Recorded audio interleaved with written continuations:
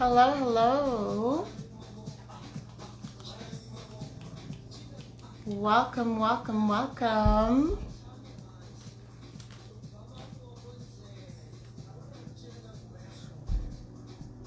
Hello, everybody. As we're waiting for people to trickle in, we're just gonna listen to some music. Yes, welcome, welcome. We're gonna start in about 30 seconds. Welcome, everybody. Thank you for spending your Wednesday evening with us. Welcome, welcome.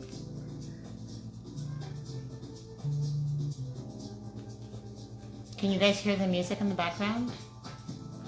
This is my ambiance music. Welcome to my welcome to my virtual space. Hello, hello. Yes, okay, great. Hello, hello. Welcome, welcome. Beautiful. Okay. We'll give it about a minute or so for people to come in. Thank you for joining. Welcome, welcome.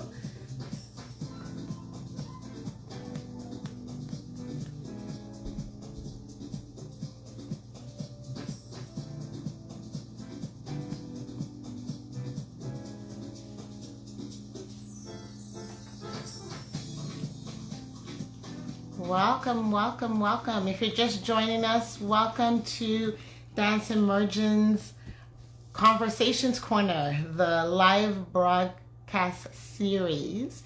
I want to say thank you so much on the behalf of Dance Immersion for joining us this evening. To start by introducing myself, my name is Zahra Badua. I am the Administrative Assistant here at Dance Immersion, and I am so thrilled and so honored to be hosting this blog series. Just to kind of give you a little background, this blog series started a couple of months ago. We wanted to find a way to engage the audience, to talk about everything that has to do with the arts in terms of the African diaspora. So we had, it was on our website. The question was, how do we preserve our cultural traditions and our dance practices, more specifically the dance practices from the African continent and the Caribbean islands. As you know, normally the traditions are passed on from the elders to the younger generation. But then the question is, if we weren't able to gather the information before the elder transitioned or passed on, how do we upkeep our tradition from one generation to another? And we have two amazing guests to kick off this series, to which I'm going to bring them in right now. We have the lovely Miss Vivine Scarlett, the amazing Mr. Kevin Ormsby, who are joining in as we speak. We'll allow technology to bring them into my virtual living room. Hi. Hey, Kevin. Hi, Zahra. How are you? I'm good. I cannot complain. How are you? I'm good. I'm good. Just like you're like, just a glow around you. I've been in a relationship with my ring light. I've been saying, I posted that Oh, Instagram message. My that's ring what it light is. is the glow. Big Hello, fan of my hello, ring Miss light. Levine. Hello, everybody. Hi, Miss Hello. Levine. How are you? I'm good. How are you? Hi, I'm Mr. good. I'm Kevin. so excited. So for all those who don't know these two lovely individuals, I'm going to give a brief bio. There's so much to say. And honestly, their introduction, just them walking in, you can see how radiant they are. But I will tell you about them in case you don't know. Yes? So let's start with the incredible Miss Vivine Scarlett. Miss Vivine is the founder of Dance Immersion.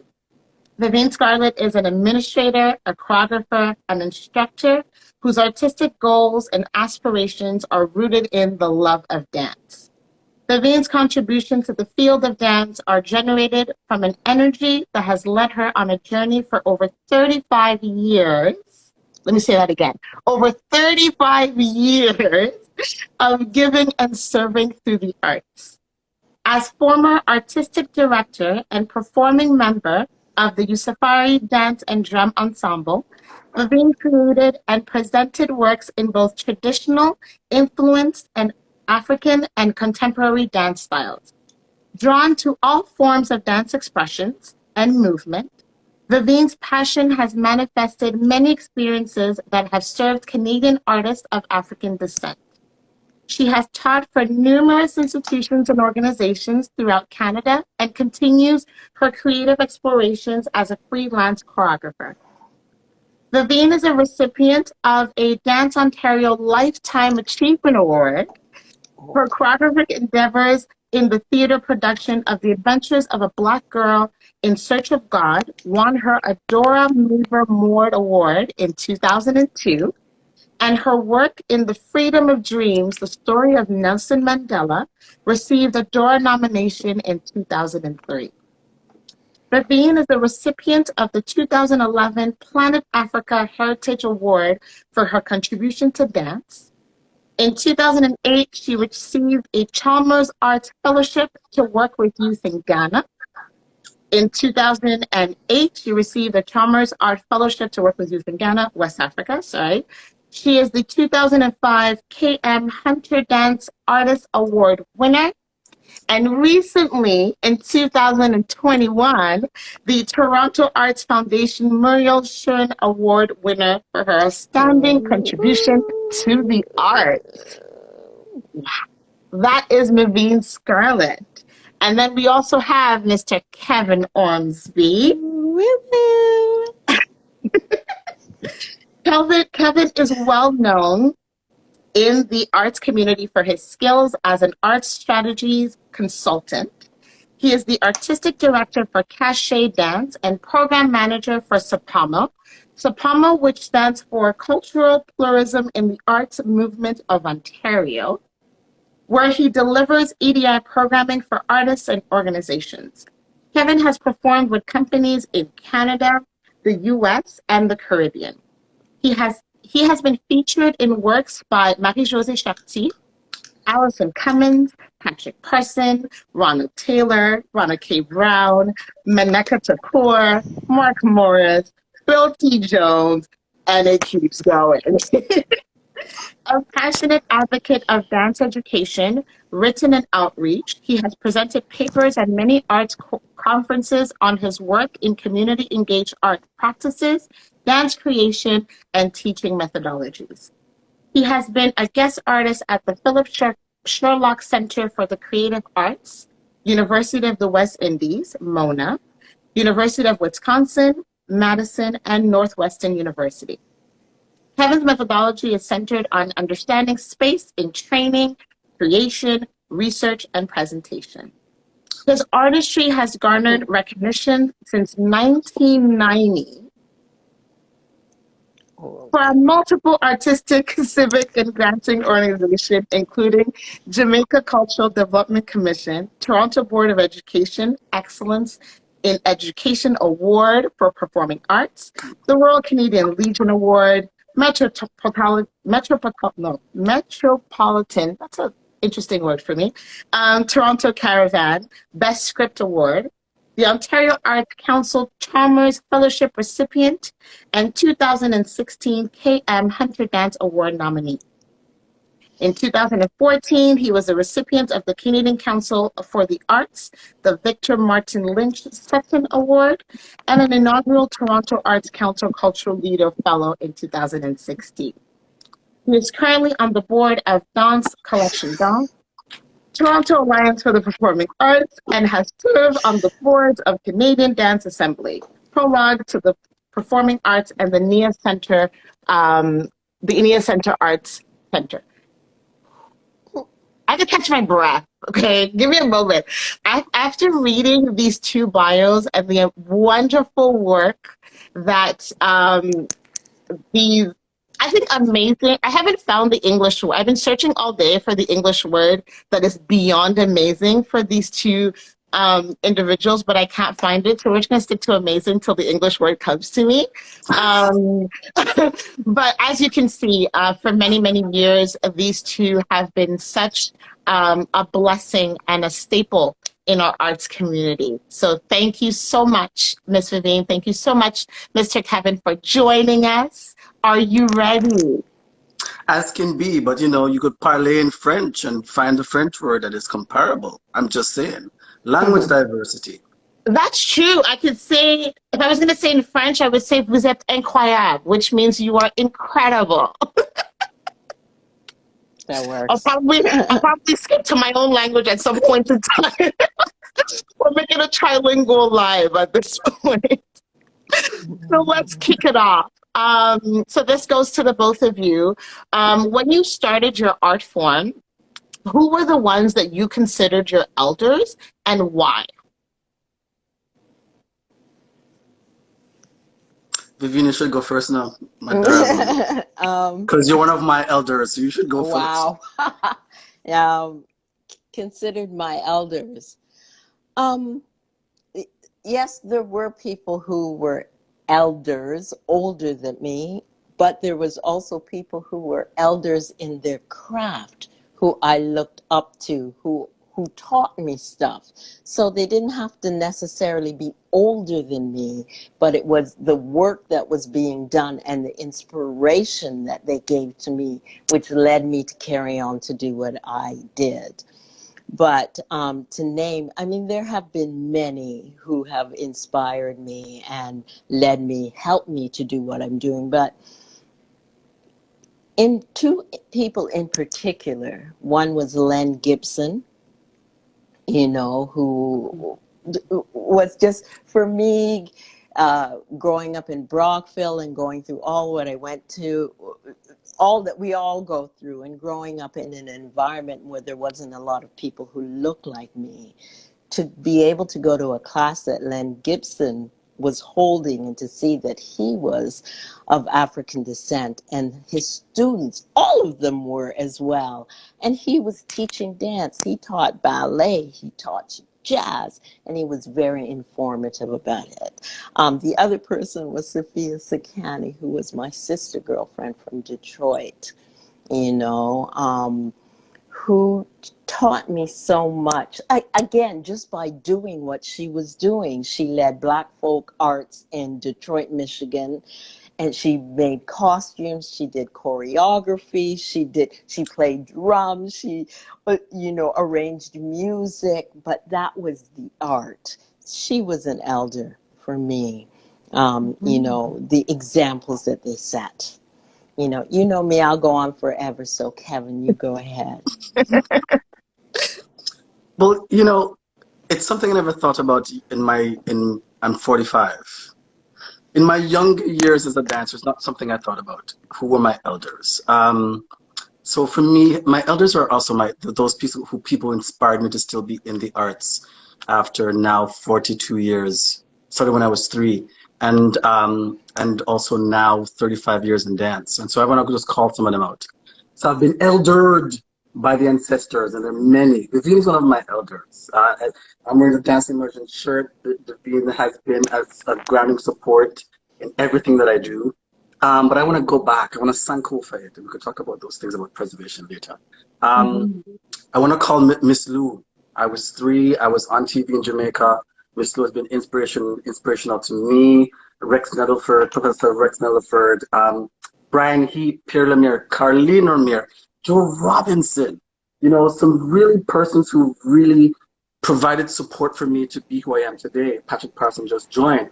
Ronald Taylor, Ron Brown. Ron Brown and I have a beautiful relationship, but I was in classes supported by Dance Immersion, Ron Brown since the 90s. So, I have lots of elders. And I want to just say that some of those elders, Martin Scott Pascal, Cheryl Finley, Tamla Matthews, she's my age, but she's my elder because I think part of being an elder is also holding and supporting a community. And they did that. Scarborough Caribbean Youth Dance Ensemble, all the little mothers up there that saw this boy come from Jamaica at like 15 and said, "Oh, come teach class." So I have many elders, and they're the reason why I'm still here and I have this opportunity to actually talk to you today. Oh, beautiful. Now both of you did touch upon it a little bit. In naming the people that you considered your elders, can you elaborate a little more on, other than the art form, what did you learn from them? Yeah. You should never take a culture for granted. Mm. Whatever your culture is, you should never take a culture for granted. Mm. Ron has been inspirational in saying something to me when I was at Bates Dance Festival. And he said, "Kevin, you love to dance up here." And he touched my head, or he might have been pointing at my head or something. And then he touched my heart, and he was just like, "Dance from down here, dance from here. This should always be the space that dance." I didn't mention Gart Fagan. Gart Fagan has been very instrumental as well in actually shaping some of the ways I think about who the artist is. That was a big thing for me about having a perspective about what you want to dance and how you want to dance it, and it should be informed by the things around you and the things that are happening in your life and history. But you walk in the room, you're prepared to do the thing that you're destined to do. Vivine loves the thing about talking about standing on the shoulders of the ancestors. So yeah, I think there are many lessons that I learned along the way that have been really, really rich in who I am today.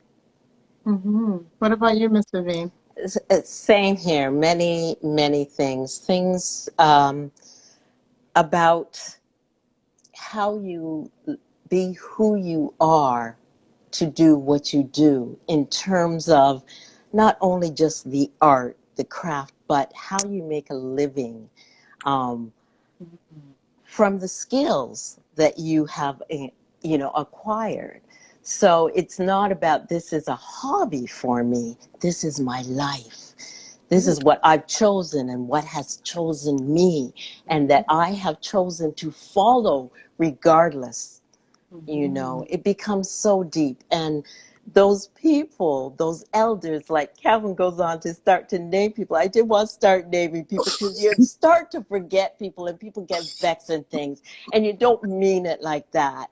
But, we inspire each other. Mm-hmm. And elders, all I can say is it's not about age, it's about, Kevin, you also said it, those who are doing it, there's a calling, I don't want to sound like, but it is, Yeah.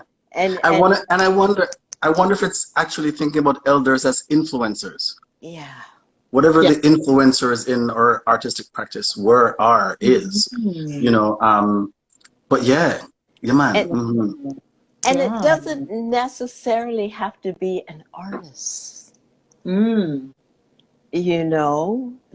have been many people who have influenced me who are not artists, and it's about life skills, how you get through life doing what you do, and learning what you need to learn, and connecting with those people and those things that help you along the way, and just stop me, because I'm going to go on. And it's not always like I jump into this because I want to learn from you and you want to do all of this, because sometimes the experience is not a good one for you at that time. It's there for growth. It is there for maturity. It is there for how you get through the situation and how you continue regardless, and how you can still work with anybody, anywhere, anytime, because you are called. It's about what you're doing. It's not about who we are, because stuff happens. You know, Mm. stuff Mhm. happens, and Yes. every day is a gift. And Yeah. also, what's interesting, Vivian, because sometimes you're not open at that moment in time for what is the offering. Exactly. And Lord knows, people in that chat room and know me I talk about coming to my mother giant church. And I know. Sometimes you're not open for the offering when it was being offered to you. So you can't see it as an Mhm. influence, or you can't see it as something that is being given to you. Yeah. But yeah, you're absolutely right on that. Sometimes it's not always going to be beautiful hunky dory and yay, you supported me and yay, you influenced me, but they offer ways and pathways and possibilities that you may not have seen then, but you can definitely Mhm. appreciate now.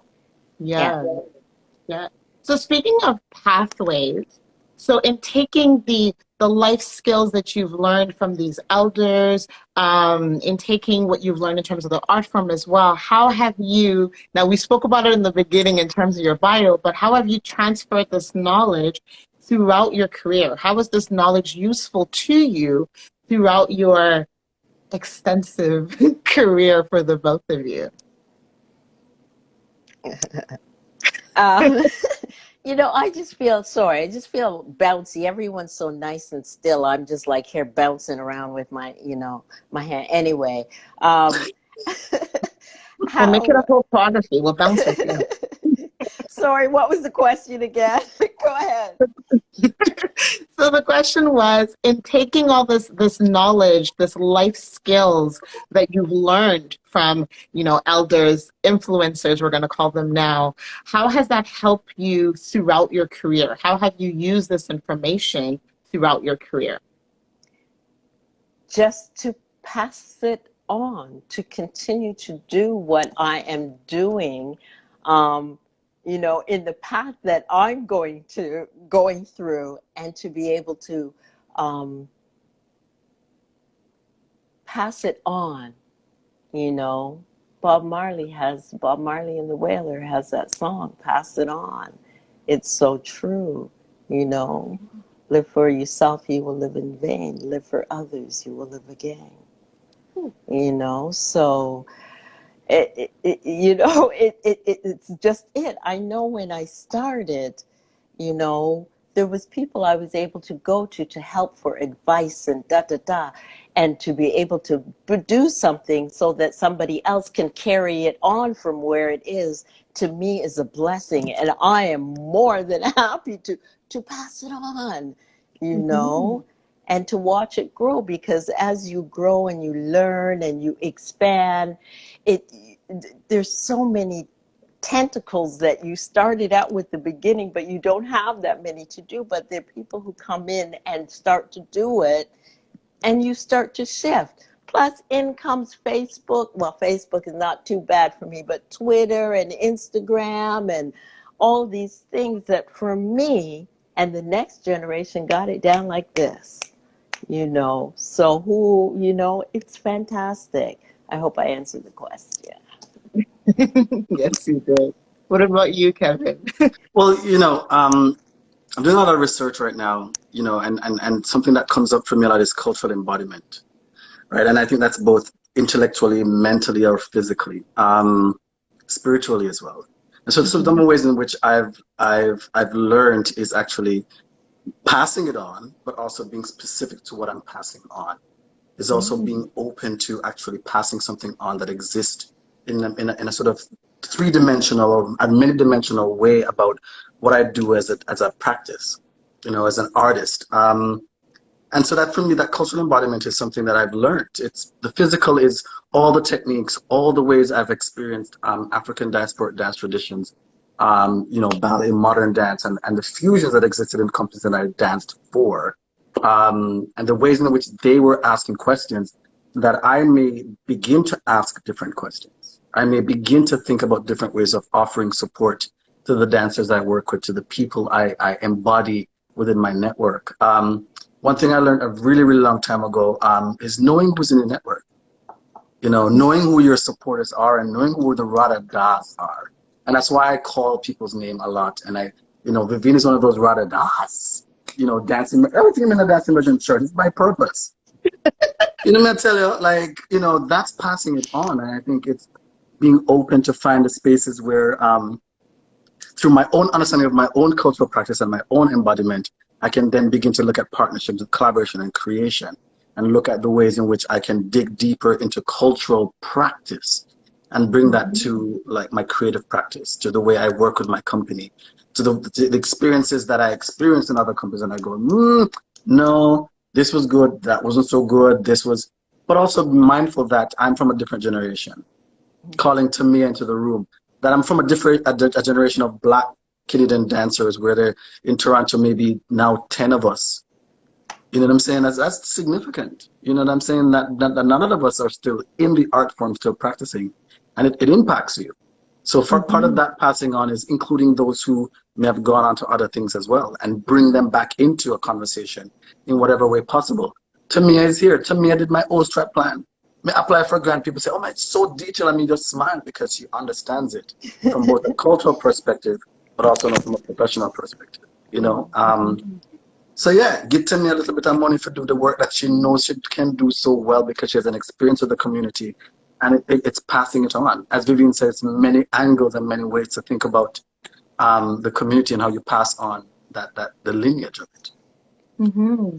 So in talking about passing on the lineage, what I'm getting from the both of you, that it's very important to you to keep passing, you know, from one person to another, from one community to another, from one generation to another. Is that for you your way of preserving what was passed on to you, your way of preserving your cultures, or is just you giving forward? Like how do you, basically my question is, how do you preserve that from one generation to another? Because over time it gets kind of disseminated, right? So how do you preserve what was bestowed upon to you? If I could go first, Vivine. Go ahead.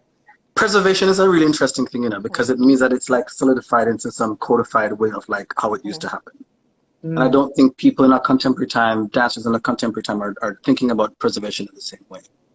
So I think for me, this idea is about not just like cultural leadership, it's like passing on this idea of like how do you lead as a Black creator in 2021? It's not how I would lead when I first started the company in 2008. It's not the leadership that I experienced from artists and directors in the 90s dancing in Toronto, right? But it's also in finding the space to impart knowledge, cultural ways of thinking about things that is actually a part of the preservation. And one example for like me and KasheDance is, you know, if you're following in Jamaica, people say "Tanapayamala," which means it's ableist, mind you, but there's a thing behind it. To stand on the 2 feet that has been given to you. But more importantly, when I use it in a cultural form, it's like if I'm working with dancers and them start to shuffle and carry on and then can't balance on one leg, you said, think about it, Tanapayamala. Like think about the ways in which that word or language is a preservation of something that can then be arrived in a creative form. And at the moment it's a Tanapayamala. Right? You're challenged to think about how do you arrive at stillness or balance, or how do you arrive at standing in that particular physical truth. You know, so there are many ways that you can culturally look at preservation. And I think that cultural leadership and the preservation of culture should be able to be adaptive over time. Because Ghana that we experienced in 20 years ago is not the Ghana of today, right? But are there similarities in it? And if so, what are those similarities? Preservation and the foundation, like you say, Kevin, culturally, we evolve in terms of, you know, what was before. When I started doing traditional West African dance, is if I go to someone who teaches that same dance I learned 25 years ago, there's similarities, but it's not the same. So does that mean it's not, you know?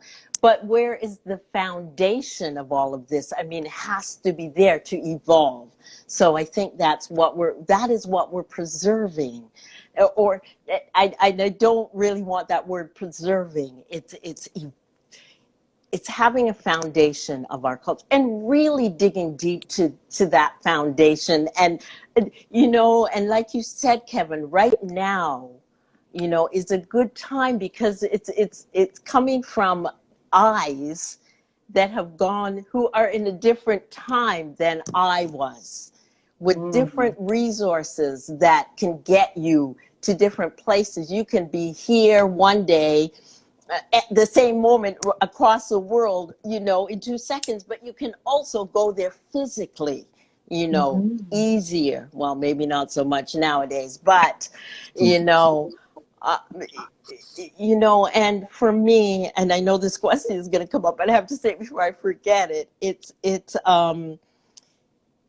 about, I forgot it. The example that has been, that has inspired me to continue culturally, you know, from my perspective of where I am today, but knowing and keep learning about that foundation because it's so important. So it's about keeping the foundation, but also planting new seeds, if I'm understanding correctly. Yeah, human nature. No, that's who we are. That's who we are. Definitely. You know. We keep evolving. We're not one entity that stays the same from, you know, when you started till now. We just keep evolving. We keep growing, and we keep pushing. We keep pushing the culture forward in the space that we are right now, right? So the culture stays the same, but we just keep pushing the boundaries and just keep pushing it forward. And that's how we keep or preserve, for lack of better words, our culture and our traditions. And don't forget what we're pushing for and who we are. It's when we forget that things start to go awry. And, you know, it's very solid, you know, when you come back home, you know, you move forward so, you know, easily. Yeah, it's a proverb. Nothing's new under the sun. You have to go back to something, and if something is the foundation, if something is knowing the culture, knowing the cultural practices, knowing the ways in which tradition supports where you are now. And as Bakari just put in the chat, tradition versus traditional, you know, so yeah. Definitely. Tradition versus traditional. I like that. And I think also it's a thing where you know, Sankofa, you can't know where you're going until you know where you've come from, right? So if you know what happened before you, then it helps guide your steps to where it's happening in the present, but also where that future is going to lead you, right? Like, we don't know what's going to happen tomorrow, but we can do the preparation today to be prepared for wherever the journey, as I like to call it, our yellow brick road, wherever that yellow brick road should take you. And you're wearing yellow. Wherever that yellow brick road should take you, there's a preparation that you do now, knowing what happened before you, and then to keep going. I love that. Is there anything that you would have changed, though, in what you learned from your elders, your influencers? Is there any? I know it's a kind of interesting question, but is there anything that you would have changed thinking back? For me, I would have asked more questions because I think a lot of times I really didn't know. It wasn't like, oh, yes, we're in this mentorship program. You know, a lot of times it didn't happen like that. You were in the environment with that person, and for whatever reason that relationship was. But hindsight, I would have asked a lot more questions, and questions outside of sort of the art form, you know, because you always focus sort of on what is it, the task at hand. But life is also a part of the full circle of who we are and what we do. Definitely. You know, as of late, I've been thinking about my desires in terms of what I desired back then to what I do now. And I can't say that I would ask for anything more. I think, or what I would ask them differently. So I think my elders, my influencers, were armed with exactly what they were armed with for the times in which they originated and for the times in which they were working and communicated. It might have been a desire of mine to want more communication, to ask for the questions I asked, for the things that I wanted and was curious about to be explained by an influencer or an elder. However, that was still what I wanted. And maybe they were not armed with that language. And so I have to be really, really gentle with that expectation, knowing that, again, I grew up in a different time. I was experiencing artists and companies in a different time. And then now, how do I actually sort of impart that as part of the ways in which I'm thinking about wanting to work with artists and creators and what I want to offer as an invitation to communicate differently, to stop and ask more questions. So less of the doing, because we know it's about just do it, right? And more about what am I doing? How am I doing it? Because I think it's part of the imparting and the preservation that we're talking about is that idea of questioning. This idea that how am I doing it? Where is it from?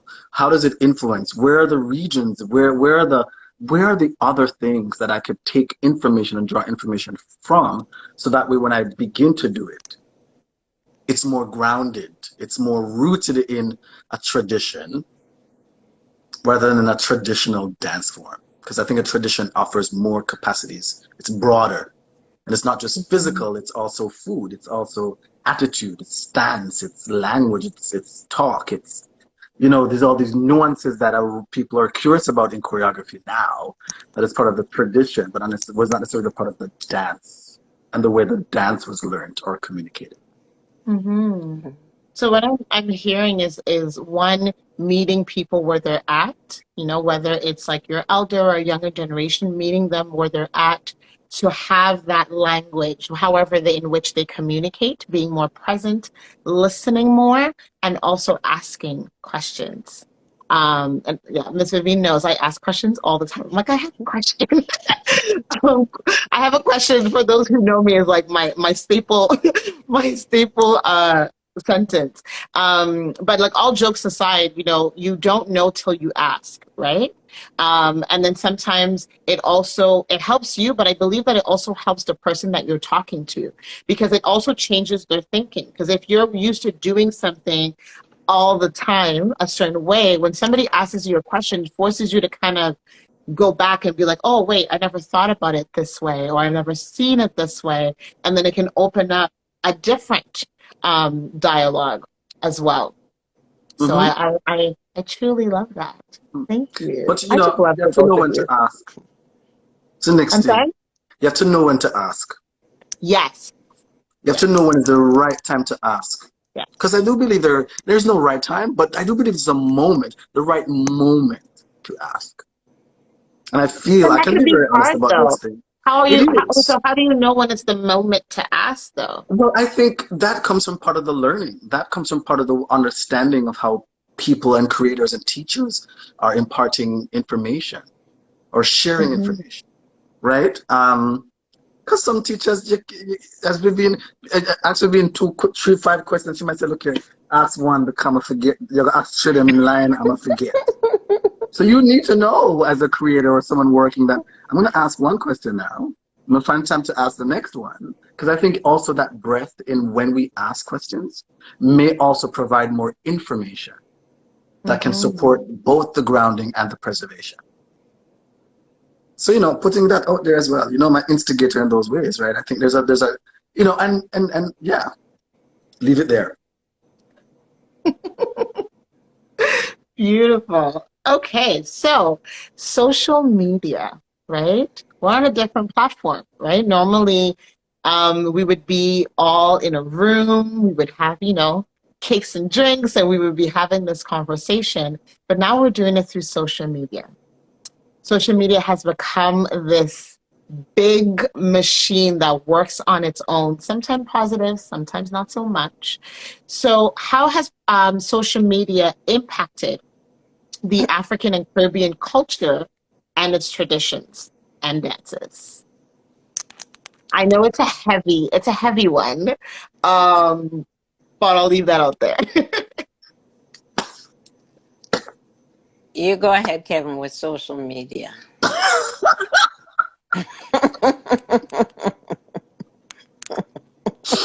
Well, it has impacted and influenced. Because Vivine is on social media. Vivine is on Instagram Live. Eh. Okay, for everybody who know me and Vivine, we have this repertoire about social media, even Facebook. But I think social media is interesting, and the reason why social media is interesting is that if you look at like instruction videos on YouTube, it teaches again only one part I've been talking about, one part of the language that exists in traditions, right? It doesn't teach us the sense, the sights, the smells, the history. It teaches the physical part of it. But at the same time, it has offered a space where more people are able to engage with different forms of the African dances from the African diaspora. So I think there's a double-edged sword to it. I think there's also what I love to do when I interact with social media is frame things, because I think framing is important. There are times when I have to engage with it and times when I cannot engage with it. As running a small company where, for the most part, when somebody emails and says they want to speak to the marketer or the person in communications, I look at them with a side eye. So when they want to speak to the artist, the director, I go so. It's the same person, right? So for me, social media also implicates some of the ways in which I can engage with it because I'm doing so many things for the company.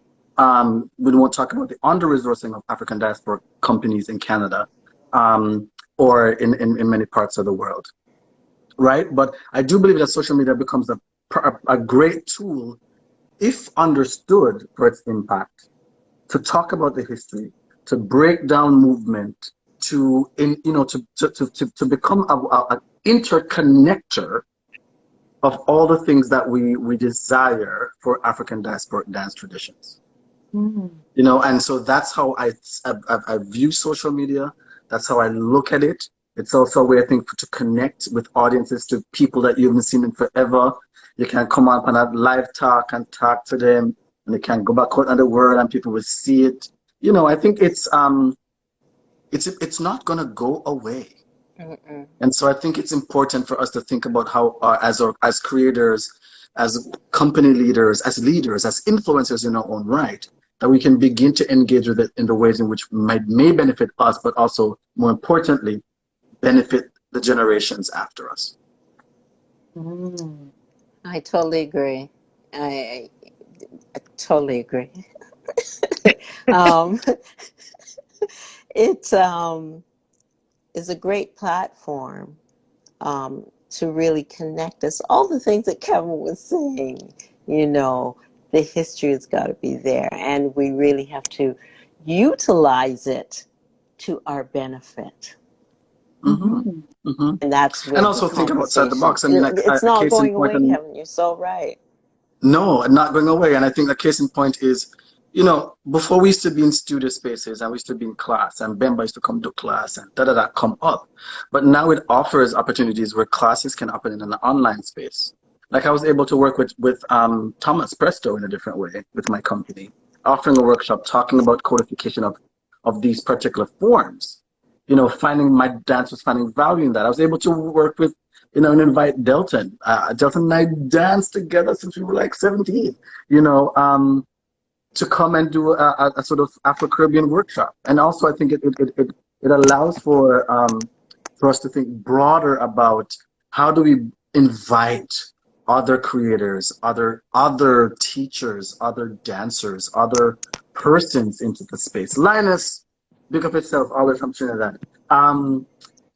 Other creators into the space to reimagine work, to reimagine who and the ways in which we can connect, the dancers of the African diaspora.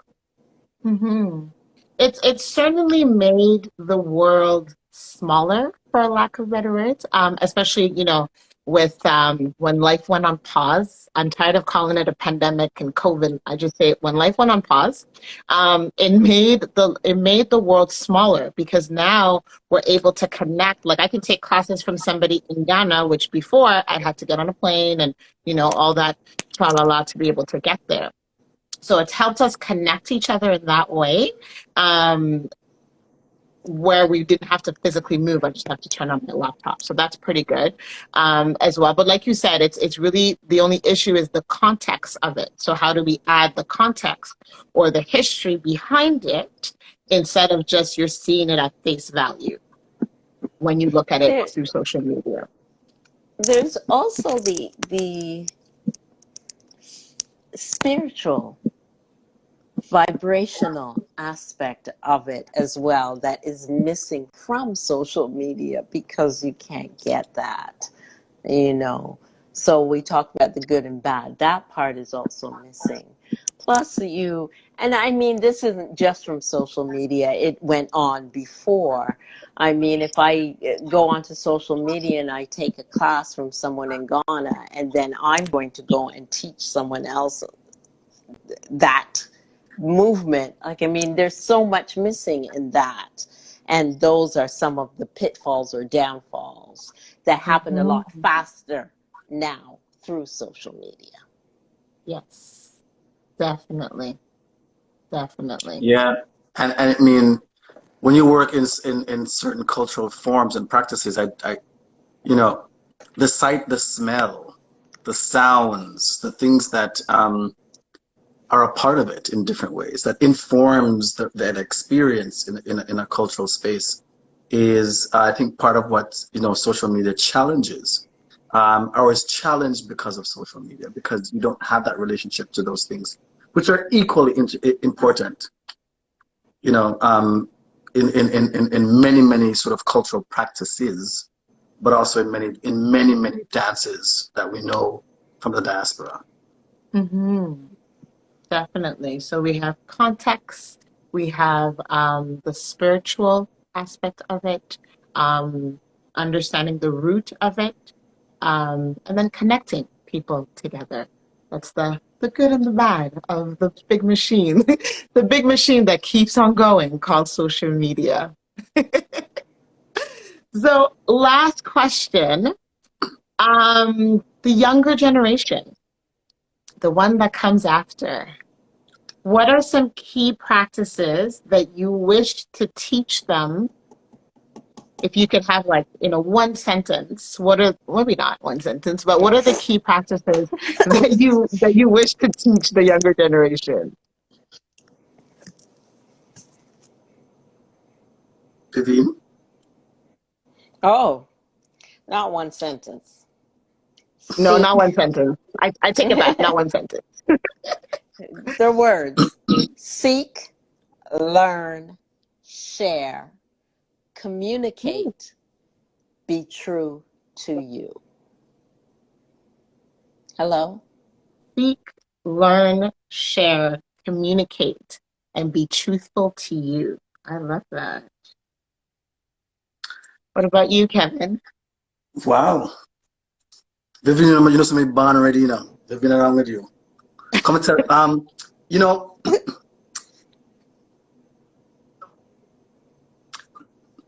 I have one thing. Oh, I don't know what's going on here. And it's a book written by Professor Rex Rutherford. Inward stretch, outward reach. Inward stretch, Plain and simple. You outward have to reach. know you, and you have to know you have to hone the things, the skills, before you can offer it back out to something. So I think my advice to anybody, be curious about the things that you need to be curious about. And then find the outward stretch in finding out, you know, who are the one doing those things? Who are the ones,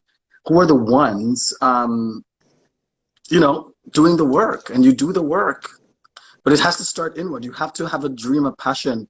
You have to have the curiosities. You have to have the questions. But it has to start inward. You have to start with you. It's not about how you want to dance, where you want to dance, how high your leg want to go, how much jump you want to do, how much way you want to whine and do dirty whine and broke your head.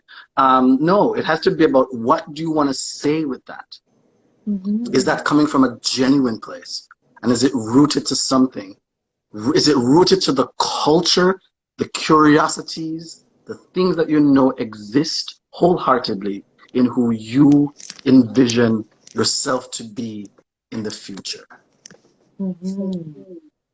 So look deep within yourself first, be rooted in a foundation, and then find out who you can be able to continue your journey, who you'll be able to help you continue your journey, learn from in terms of your journey. Don't forget to communicate, to seek, to share, and to learn. It's a beautiful ending. Thank you so much, Miss Vivine, Mr. Kevin. I think Miss Vivine, no, she's still here. Oh, there she is. Miss Vivine, Mr. Kevin, thank you so much. I We're done feel already? like my cup is overflowing right now. I love it. We're done Legacy already? building, what is your legacy I built don't know on? what's I going on. love it. Can Thank you hear you. me? I can't. Yes, we can hear you. Can Oh, you see us? I can't. Like Vivi never pay everybody's for your frozen. internet. Somebody No. send Vivi, somebody send Vivi a credit, please. Send Vivi a credit. No, it's gonna work. We're gonna end in style. It's gonna work. Well, we Thank can you keep so talking much until she comes back. to everybody who joined us. Thank you so much for part one of the series. This has been, I hope that you have been fed the way that I have been fed. If you have any questions, comments, please email us at Oh info@danceimmersion.ca. my God. Visit our website, danceimmersion.ca. Thank you to Tamia Warren-Surrey. Thank you to Jillian Grayson. My name is Zahra Badua. Thank you so much, Ms. Vivine Scarlett. Thank you, Kevin Ormsby. Have a great evening. Love you all. Stay tuned. Next week we are back with two special guests. Look throughout the week. You will see our two special guests for next week. We'll be here every Wednesday for the next couple of weeks. Thank you. Have a great night. Thank Hugs you, and everybody. kisses. Thank you. Bye-bye.